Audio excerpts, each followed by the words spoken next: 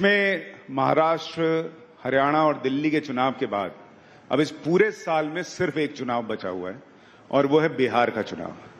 और बिहार की पॉलिटिक्स की चर्चा जब भी होती है पूरे देश में होती है। इस बार बिहार में कौन तेजस्वी नेता है जिस पे पब्लिक का भरोसा है, किसके चिराग तले अंधेरा है, और नीतीश कुमार क्या फिर मुख्यमंत्री बनेंगे नहीं बनेंगे, बिहार में क्या होने वाला है। आज इस पर बात करने के लिए हमारे साथ बिहार के डैशिंग डायनेमिक नेता जो कि केंद्रीय मंत्री भी हैं, मोदी जी के हनुमान भी हैं, चिराग पासवान हमारे साथ हैं। चिराग भाई बहुत बहुत स्वागत है आपका। थैंक यू भाई, बहुत बहुत धन्यवाद। नमस्कार आप सभी को। एक तो पहले ये बताइए, आप हर वक्त इतना डैशिंग कैसे लगते हैं, मतलब ये कैसा हुआ?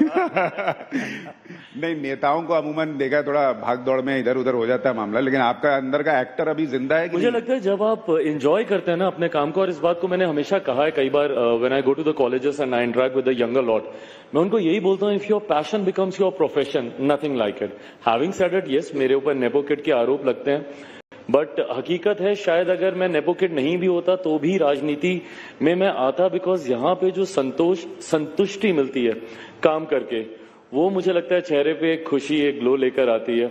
और अगर जिस कार्य में आपको घड़ी देखने की जरूरत ना पड़े, अगर आपको पता ही ना चले काम करते करते समय कब बीत गया, दिन से रात कब हो गई, तो मुझे लगता है वो काम आपके चेहरे पे हमेशा मुस्कान और तेज लेके आता है। अभी बिहार में इलेक्शंस हैं, आपका प्रिडिक्शन क्या है? सबसे पहले तो बिहार में क्या होने वाला है? So not because I am the part of this alliance, but मैं आपको कुछ उदाहरणों के साथ ये बात बोलूंगा।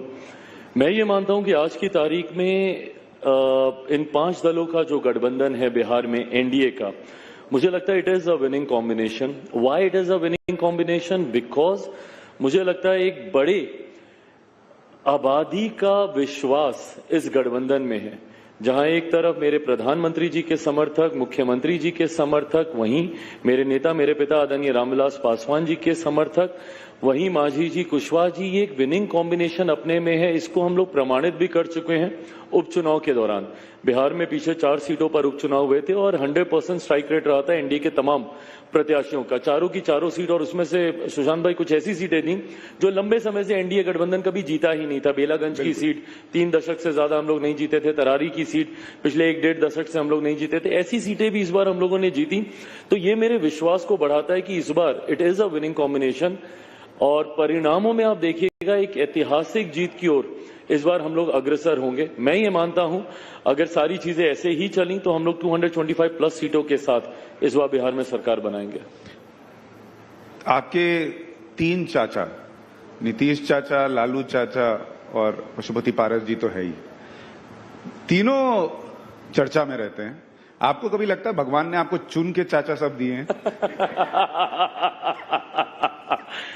अब आप बोल रहे हैं तो मैं जोर ध्यान दे रहा हूं बट मुझे पिता इतने अच्छे, इतने महान, इतने बड़े व्यक्तित्व के दिए कि उनसे जो कुछ सीखा है, मुझे लगता है जीवन में जितनी भी परेशानियां, कठिनाइयां, उतार चढ़ाव, चाचाओं से मिली खुशखबरी, दुख खबरी, सब सर आंखों पर लेते हुए आगे बढ़ पाया हूं, तो पिता के आशीर्वाद से ही। अब देखिए, चूंकि आपके चाचा हैं तो आप उनका हालचाल तो जानते ही होंगे। पब्लिक में एक बहुत बड़ा सवाल है कि नीतीश जी की तबीयत ठीक है या नहीं है। जिस तरह से मंच पे वो चीजें कर रहे हैं, बार बार ऐसे वीडियोस आ रहे हैं, नीतीश जी क्या मुख्यमंत्री की भूमिका निभाने की स्थिति में हैं? कोई तबीयत में खराबी है, क्या है? भाई देखिए, विपक्ष जरूर इन बातों को एक मुद्दा बनाता है, व्यक्तिगत आरोप प्रत्यारोप, स्वास्थ्य को लेकर इस तरीके की बातें फैलाना, भ्रम फैलाना। मैं मानता हूं कि जब आप राजनीति में हैं, आपका विरोध राजनीतिक नीतियों, पॉलिसीज, इन सारी चीजों पर होना चाहिए।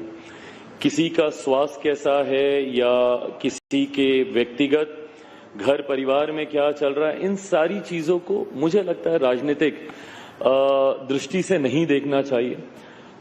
मैं ये मानता हूं कि आज की तारीख में हमारे मुख्यमंत्री नीतीश कुमार जी में वो क्षमता है जो एक प्रदेश का नेतृत्व करने के लिए जरूरी है। उनके पास वो टीम है, वो गठबंधन है और वो सोच है। और ना सिर्फ मुख्यमंत्री जी की, मेरे प्रधानमंत्री की वो सोच, जिसे हम लोग डबल इंजन की सरकार कहते हैं, जिसके माध्यम से आज प्रदेश को हम लोग तीव्र गति से आगे लेके जाने का प्रयास कर रहे हैं, उसका नेतृत्व करने के लिए पूर्णतः वो सक्षम है, मैं ये मानता हूं। हाँ, लेकिन वो वीडियोस देख के लोगों के मन में एक डाउट तो आ रहा है कि अगर उनकी तबीयत ठीक नहीं है या इस तरह की चीजें वो कर रहे हैं, फिर मुख्यमंत्री बनेंगे, उम्र के पड़ाव में होंगे इस तरह से, और इस तरह की अगर इस तरह का स्वास्थ्य रहेगा, क्या वो बिहार को आगे ले जा पाएंगे? ये एक डाउट है। आपको लगता है ये डाउट थोड़ा बहुत लोगों के मन में बाहर आप जब बात करते होंगे तो आ रहा है? देखिए, कभी कभी कुछ तस्वीरें ऐसी सामने आती हैं, उसके कई कारण हो सकते हैं। उस वक्त आप किस स्ट्रेस में हैं, नहीं है, कई ऐसी चीजें होती हैं। बट जैसा मैंने कहा भाई, अंतोगत्वा सरकारें नीतियों से चलती हैं। सरकारें गठबंधन में जब आप होते हैं तो आपका जो गवर्नमेंट का एजेंडा होता है उसके आधार पर ये सारी चीजें चलती हैं। ऐसे में किसी व्यक्ति विशेष, मैं मान रहा हूं जिस व्यक्ति विशेष का जिक्र कर रहे हैं वो मुख्यमंत्री हैं, वो नेतृत्व कर रहे हैं हमारे गठबंधन का, हमारी सरकार का। पर मैंने पुनः मैं इस बात को मैं कहूंगा कि व्यक्तिगत आरोप पे ध्यान देने की बजाय नीति पर अगर आप सवाल उठाएंगे तो उसके प्रश्नों के जवाब, मुझे लगता है राजनीतिक परिप्रेक्ष्य में जब आप चर्चा करें तो सवाल उस पे होने चाहिए।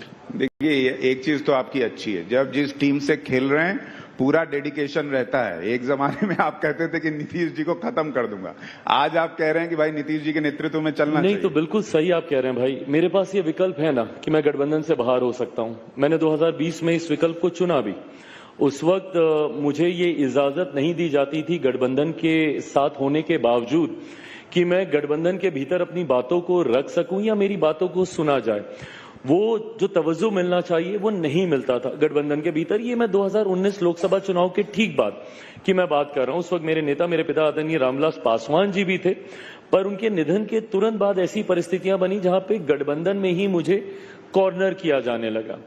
उस वक्त भी मेरे पास विकल्प था, या तो मैं गठबंधन के भीतर ही रहता और कुछ ना कुछ मीन मेक निकालता रहता, अपने दुख को या अपनी भड़ास को निकालता कुछ ना कुछ बोल के, ये था। या फिर बहुत सम्मानजनक तरीके से मैंने अपने आप को गठबंधन से बाहर किया। 2020 का विधानसभा का चुनाव मैंने अकेले लड़ा। मेरे प्रधानमंत्री पर मेरी अटूट आस्था है, उनके सामने मैं चुनाव लड़ नहीं सकता था, भाजपा के सामने मैंने प्रत्याशी उतारे नहीं और अपने आप को गठबंधन से अलग कर मैंने वो चुनाव लड़ा। आज जब पुनः भारतीय जनता पार्टी ने ये फैसला लिया, मेरी उस वक्त प्रधानमंत्री जी से, आदरणीय केंद्रीय गृह मंत्री जी से और भाजपा के राष्ट्रीय अध्यक्ष जेपी नड्डा जी से भी इन तमाम बातों को लेकर बातचीत हुई थी जब मुख्यमंत्री जी वापस गठबंधन का हिस्सा बने थे। और उस वक्त इस बात को उसी वक्त स्पष्ट कर दिया गया था कि कोई मतलब नहीं है कि मैं गठबंधन के भीतर रहकर मैं मीन मेक निकालता रहूं। अगर मैं गठबंधन के भीतर हूं, कोई ऐतराज भी होगा तो गठबंधन के भीतर उसकी बातचीत की जाएगी, ना कि सार्वजनिक मंच पर गठबंधन को आप एम्बेरस करेंगे। तो आज की तारीख में जब मैं इस गठबंधन का हिस्सा हूं, इस गठबंधन की इज्जत रखना भी मेरी जिम्मेदारी है, गठबंधन की बातों को आगे लेकर जाना भी मेरी जिम्मेदारी है। हाँ, तो लोग समझ जाएंगे गठबंधन की इज्जत आप रख रहे हैं, बाकी तो जो दिख रहा है वो दिख ही रहा है। लेकिन चिराग भाई, इस बार अभी गठबंधन में कोई दिक्कत तो नहीं है बिहार इलेक्शन के जस्ट पहले? नहीं, बिल्कुल भी नहीं।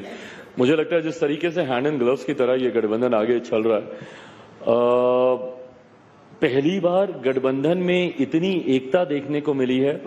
जो भी बिहार से है या बिहार प्रदेश में जो भी कवर कर रहा है गठबंधन को, इस बात को जानता है कि न सिर्फ राष्ट्रीय स्तर पर ये एकता है, होता क्या है, नेता तो मिल जाते हैं बट नीचे जमीनी स्तर पर वो एकता नहीं आ पाती। एक गांव में या एक जिले में या एक प्रखंड में बैठे हुए लोग जो अभी तक एक दूसरे से टकरार कर रहे थे, वो संभवतः कई बार एक नहीं हो पाते हैं। तो इस बार गठबंधन के द्वारा ये एक्स्ट्रा एफर्ट्स लगाए गए कि जिले स्तर तक ही नहीं, बूथ स्तर तक भी ये एकता उतनी मजबूत हो।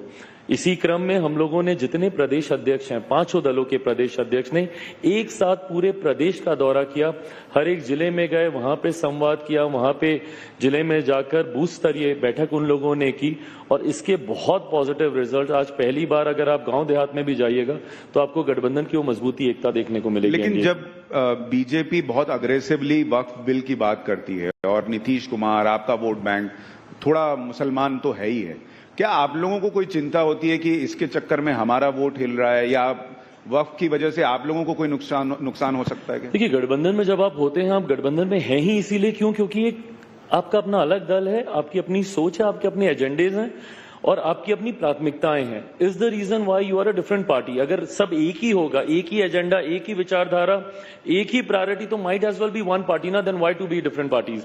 सो we are different parties because we have different ideologies, we have different priorities, we have different agenda.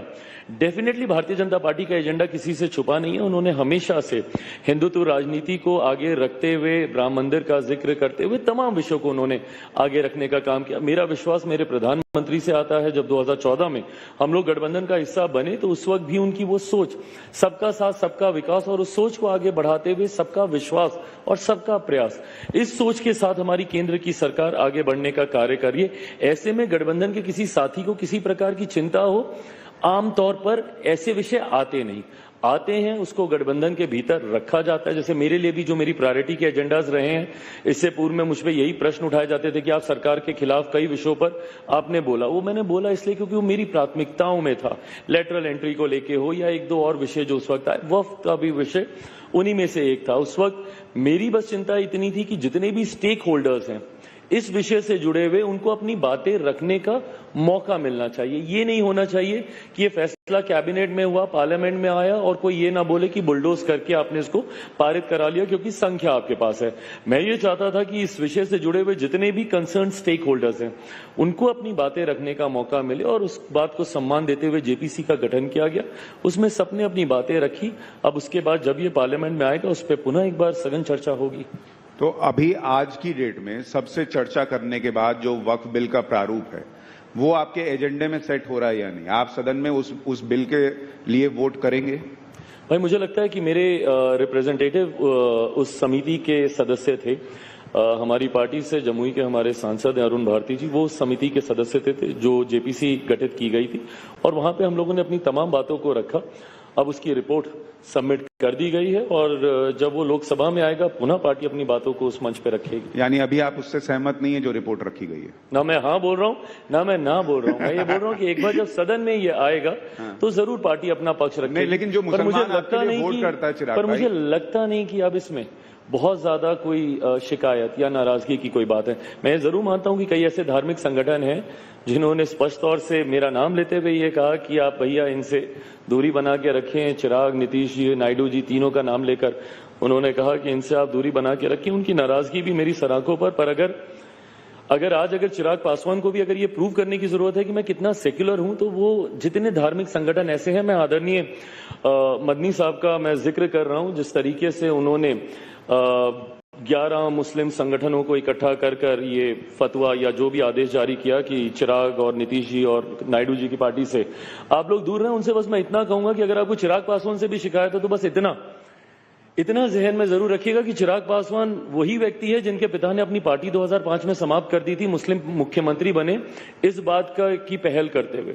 2005 में फरवरी में जब बिहार में चुनाव हुए थे और उस वक्त 29 सीटें आई थी और बिना हमारे किसी की सरकार नहीं बन रही थी, उस वक्त मेरे पिता चाहते खुद मुख्यमंत्री बनते, बट उन्होंने स्पष्ट किया कि किसी भी मुसलमान को आप बना दीजिए, मेरी पार्टी उनका समर्थन करेगी। हमारी पार्टी टूट गई, पुनः बिहार में चुनाव हुए और उसके बाद नीतीश जी सत्ता में आ गए। उस वक्त हम लोगों ने जिसने कुर्बानी दी उससे तो आपको नाराजगी है, पर जिन लोगों ने आपके साथ रह के आपको धोखा दिया। 2006 में सच्चर कमेटी की रिपोर्ट आई थी सुशांत भाई, और वो रिपोर्ट क्या कहती थी कि मुसलमानों के हालात बद से बदतर हैं भारत में। उससे पहले भारत में कौन था लंबे समय तक? केंद्र की अगर आप बात करें तो कांग्रेस या कांग्रेस के समर्थन वाली सरकारें रहीं। अगर आप बिहार की बात करें तो निरंतरता में पूरे 90 के दशक और 2005 तक राजद की सरकार थी। उनका आप संरक्षण करेंगे, बट जिन्होंने अपनी पार्टी को समाप्त कर दिया उनसे आप नाराजगी रखेंगे। खैर, आपकी नाराजगी मेरे सराखों पर। मुझे जनता के बीच अपनी बातों को लेकर जाना है। जब एक आम मुसलमान अगर मुझसे सहमति रखता है तो मुझे बहुत ज्यादा फर्क नहीं पड़ता कि धार्मिक संगठन क्या कहते हैं। वैसे भी मैं पक्षधर नहीं हूं। धार्मिक संगठनों को राजनीतिक पक्षपात से दूर रहना चाहिए और राजनेताओं को धर्म की बातों से दूर रहना चाहिए। तो अगर आपको चुनना पड़ा, मान लीजिए आपको ये सेंटिमेंट दिखा बिहार में भी मुसलमानों का कि भाई ये बिल तो इस स्वरूप में नहीं स्वीकार हो सकता जो मोदी जी ला रहे हैं, तो आप जिन मुसलमानों ने आपको चुन के भेजा है उन मुसलमानों के साथ खड़े होंगे या अपनी गठबंधन के साथ खड़े होंगे? भाई देखिए, उसमें आपको ये भी तय करना होगा कि आप किन की बात कर रहे हैं। अब जब ट्रिपल तलाक की भी जब बात आई, विरोध तो उसमें भी था, बट आपको समझना होगा ना कि कौन सही कह रहा है कौन गलत कह रहा है। जब किसी अमीर या गरीब में लड़ाई हो रही है तो आपको समझना होगा कि क्या अमीर अगर उसकी आवाज ज्यादा है इसका मतलब कतई ये नहीं है ना कि वो सही है। हो सकता है एक बड़ी आबादी उन गरीबों की भी हो जिनकी बात सही हो। ऐसे में आपको उनकी आवाज भी बननी होगी। मतभेद हर विषय पे आएंगे, कोई ऐसा विषय नहीं है जिसमें सर्वसहमति हर कोई एक सुर में बोलेगा। हर किसी विषय में मतभेद आते ही आते हैं। ऐसे में आपको उनकी आवाज बनने की ज्यादा जरूरत है संभवतः, जो अपनी आवाज को वहां तक पहुंचा नहीं पा रहे। बीजेपी को लेके जो अभी माहौल बना हुआ है, अभी जैसे हो गया कि संभल में सड़क पे नमाज पढ़ने नहीं देंगे या मेरठ में नहीं पढ़ने देंगे। एक वर्ग का ये कहना है कि अगर सड़क पे नमाज नहीं पढ़ने देना है तो पूरे देश में कीजिए, बीजेपी शासित हर राज्य में कर दीजिए। पूरे यूपी में प्रशासन का ऑर्डर आ जाए कि सड़क पे नमाज पढ़ने नहीं देंगे। कुछ जगहों पर आप रोक रहे हैं। और फिर कुछ लोगों का यह भी कहना है कि अगर ईद के पहले एक दिन पढ़ ही लिया तो क्या ही सड़क घिस तोड़ी जाएगी। आपका इस पर आपकी राय क्या है? क्योंकि पटना में मुझे याद है, आपको भी पता है, वहां पे सड़क पे नमाज तो होती है। भाई मुझे लगता है ये सब फालतू की बातें हैं, इस पे चर्चा भी नहीं करनी चाहिए। कोई मतलब नहीं बनता इन सारी बातों का। आज देश में बड़े बड़े विषय हैं जिसको लेकर हम लोग को चर्चा करनी चाहिए। और दिक्कत ये होती है कि जब हम लोग ऐसी बेमानी बातों के ऊपर जब हम लोग चर्चा करने लगते हैं, बिना मतलब इससे समाज में, देश में एक तनाव का वातावरण बनता है, एक असहमति का वातावरण बनता है। बिना मतलब के संप्रदाय, अलग अलग लोगों के बीच में टकरारें पैदा होती हैं। कोई मतलब नहीं है। जिसको जो जैसे करना है इतने वर्षों से करते आए हैं ना, करते रहेंगे। पर आज जब बड़े एजेंडे हैं, आज देख लीजिए, अगर ये सारी बातें नहीं हो रही होती तो संभवतः आप मुझसे पूछते कि आपने as a food processing minister इतने महीनों में क्या किया। और चिराग भाई, ये सारी चीजें सेकेंडरी हो जाती हैं। चिराग भाई, जिसको आप फालतू बात बता रहे हैं वो तो आपके ही सहयोगी दल के लोग कर रहे हैं ना। पर मैं नहीं सहमत हूं ना, मैं यही तो मैं जिक्र कर रहा हूं। भाई देखिए, मैं 21वीं सदी का पढ़ा लिखा ही हूं। मुझे इन सब बातों से, और मैंने इस बात को बोलते बोलते मैंने कहा है कि धार्मिक विषयों में नहीं इंटरफेयर करना चाहिए। वो व्यक्तिगत आस्था का विषय है। मैंने जब इफ्तार दिया, मैं तिलक लगा के गया हूं। अब उसको लेकर अगर ये विवाद खड़ा किया जाए, भाई मेरी आस्था है ना इस पेपर, वो मेरी व्यक्तिगत आस्था है। मैं आपके धर्म का सम्मान करने के लिए मैं अपने धर्म के संस्कारों को तो नहीं भूलूंगा ना। बट ये सारे बंद कमरे के पीछे की बातें हैं ना, ये व्यक्तिगत आस्था का विषय है। कईयों की आस्था होती है, कईयों की नहीं होती। कितने हिंदू हैं जो तिलक नहीं लगाते हैं, तो क्या वो हिंदू नहीं है? बट ये सारी व्यक्तिगत आस्था का विषय, इसको क्यों सार्वजनिक तौर पर या इसको क्यों जनरलाइज करने का प्रयास किया जा रहा है? मैं अपने सहयोगियों की भी मैं बात कर रहा हूं। अगर आप उनका भी नाम लेकर बोल रहे हैं कि वो लोग ये करते हैं, मैं इस राजनीति से सहमत नहीं हूं। मैं मानता हूं कि आज की तारीख में there are bigger issues, there are bigger things that needs to be addressed and we need to talk about that rather than just talking about Hindu and Muslims. देखिए, ये आप बड़ी बात कह रहे हैं कि भाई आप अपने सहयोगियों को भी कह रहे हैं कि इसकी जरूरत नहीं है, जो आप कर रहे हैं उसकी जरूरत नहीं है कि आप सड़क पर ये हो रहा है वो हो रहा है, जो भी चीज है। चलिए, यही आपकी साफगोई लोगों को पसंद भी आती है और कई बार आपका क्रिटिसिज्म का कारण भी बन जाती है, पर कोई बात नहीं। अब बिहार पर सर लौटते हैं। आपके दूसरे चाचा लालू जी, उनकी भी तबीयत बहुत ठीक नहीं है, लेकिन उनके जो बेटे हैं तेजस्वी जी, आपको उनमें तेज दिख रहा है? लग रहा है इस बार वो कुछ कर पाएंगे, नहीं कर पाएंगे? तेज मेरे दूसरे भाई का नाम है, तेजस्वी मेरे छोटे वाले भाई हैं। दोनों मेरे भाई हैं, पारिवारिक रिश्ता है मेरा। राजनीतिक मतभेद काफी हैं, इसको मैं स्वीकार करूंगा। और ये राजनीतिक मतभेद आज से नहीं रहे। जब मैं सक्रिय रूप से राजनीति में आया, सुशांत भाई, 2013 में मुझे लोक जनशक्ति पार्टी, जिस पार्टी को पारिवारिक कारणों की वजह से समाप्त कर दिया गया, उस पार्टी का जब मेरे नेता, मेरे पिता आदरणीय रामविलास पासवान जी ने मुझे संसदीय बोर्ड का अध्यक्ष बनाया था, तब से ये वैचारिक मतभेद रहे। 2013 में जब मैं पार्टी में सक्रिय रूप से, या राजनीति में जब मैं सक्रिय हुआ, उस वक्त से मतभेद थे। और मुझे कतई ये स्वीकार्य नहीं था कि मैं राजद जैसी पार्टी, जो कि जातीयता और सांप्रदायिकता की परिभाषा है, ऐसे दल के साथ मैं अपनी राजनीतिक शुरुआत करूं। मैं नहीं मानता कि आपको जात पात धर्म मजहब की राजनीति को बढ़ावा देना चाहिए। मैं नहीं मानता कि आपको सांप्रदायिकता की राजनीति को बढ़ावा देते हुए तुष्टीकरण की सोच रखनी चाहिए। मैं इन सब चीजों के मैं खिलाफ हूं। इसीलिए मुझे स्वीकार्य नहीं था कि एक ऐसा दल जो एमवाई समीकरण की बात करता है, मैं उनके एमवाई समीकरण से मैं कतई सहमत नहीं हूं। मेरा अपना एक एमवाई समीकरण है, बट मेरे एम में महिला है, मेरे वाई में युवा है। मुझे लोकसभा में मौका मिला अपने आप को प्रमाणित करने का, महज 5 सीटों पे। भाई मैं उस वक्त चुनाव लड़ रहा था, बट उन 5 सीटों में मुझे खुशी इस बात की है कि मैंने अपने एमवाई समीकरण को साधा। उन 5 सीटों में से 4 आज मेरे युवा सांसद पार्लियामेंट में है और 2 महिला सांसद पार्लियामेंट में, जिसमें से वन ऑफ द महिला MP, she is one of the youngest member of parliament, she was just 25 when she contested. ये नए बिहार की छवि है जो जात पात धर्म मजहब से उठकर है। यंग, आर्टिकुलेट, पढ़े लिखे, well spoken, well educated, young faces जो एक नए बिहार की छवि को भारत की संसद में प्रस्तुत करते हैं, इस सोच के साथ मैं आगे बढ़ना चाहता था। मेरी सोच को कतई राजद जैसे अलायंस, जहां पे आप एम में सांप्रदायिकता देखेंगे तो वाई में आप जातीयता देखेंगे, उनकी सोच के साथ मैं सहमत तब भी नहीं था, आज भी नहीं हूं। अगर मैं होता या अपनी महत्वाकांक्षाओं के लिए या अपने लालच के लिए अगर मैं समझौते भी करता तो मुझे लगता है 2020 का वो समय था जब मुझे कर लेना चाहिए था वो समझौता, जब मैं एनडीए गठबंधन से बाहर हुआ था। और उस वक्त आदरणीय लालू जी ने बहुत सहज रूप से मुझे स्वीकारते हुए कहा भी था कि नेता अब चिराग है, तो अगर होता तो मैं उस वक्त कर लेता। बट मैं उनका व्यक्तिगत तौर पर बहुत सम्मान करता हूं, बट मुझे लगता नहीं कि उनके साथ कोई राजनीतिक भविष्य मेरी पार्टी का हो सकता है। क्या इसकी वजह यह भी थी कि आपको लगता था कि अगर मैं उधर गया भी तो वो अपने बेटे को बढ़ाएंगे, मुझे थोड़ी सीएम बनाएंगे? अरे मुझे बढ़ाने बनाने का कुछ वो नहीं है भाई, मुझे तो लोगों ने सिर्फ हमेशा, और ये तो मैं मानता भी हूं, मैं इतना समझदार हूं, आज की तारीख में कोई दूसरा व्यक्ति आपको आगे नहीं बढ़ाता। मैं तो कॉलेजेस में जाता हूं, यंगस्टर से इंटरेक्ट करते हुए मैं यही बोलता हूं कि भाई महत्वाकांक्षी बनो। मेरे ऊपर ये आरोप लगते ही हैं कि बहुत महत्वाकांक्षी है, अति महत्वाकांक्षी। अरे भैया, मैं महत्वाकांक्षी नहीं होगा तो कौन होगा? कोई और मेरी महत्वाकांक्षाओं को पूरा थोड़ी करेगा, कोई नहीं आने वाला। आपके माता पिता के अलावा कोई दूसरा व्यक्ति नहीं होता है, ना आपके अपने, ना भाई बहन, ना चाचा चाची, कोई नहीं होते। मैंने सबको परख के देख लिया। तो कोई दूसरा व्यक्ति आपको आगे लेकर नहीं जाता है, आपकी अपनी महत्वाकांक्षाएं ही आपको आगे लेकर जाती हैं। तो ये कोई इनसिक्योरिटी मुझे कतई किसी भी उसमें नहीं है कि अगर उस गठबंधन में रहा तो यंग नेताओं की स्पेस नहीं है, किसी और को प्रमोट किया जाएगा। आप में क्षमता होगी, आप कहीं पे भी रहिएगा, आप आगे निकल जाइएगा।